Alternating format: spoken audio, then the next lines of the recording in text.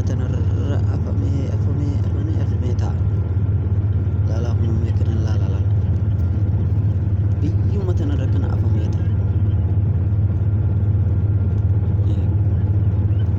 Gaariitti dhiyaatu gamas jira. Achitti teessoodha. Laalaa kun laala kaafamee ta'a. Wanni afamu kun hundi dhagaadha beekaa. Eegaa laala. Kaafamee taa'u gartee namaaf fidee irra ganna ka'ee numaatu kana afee malee hin jenne. Dhumaa rabbi.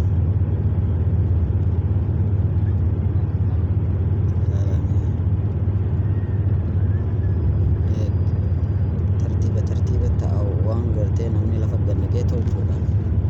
Baay'ee fakkaata. Tana namaati turraa guuree irruma haram gubbumarra haramis keessa hin jiru. Gubbumarra kana haram malee keessa hin jiru jechuudha. Laal gartaa dilli gara gurraachoon kun dhagaadha. Laal lafa namni irraa haree laal tan nutti isaantu sana.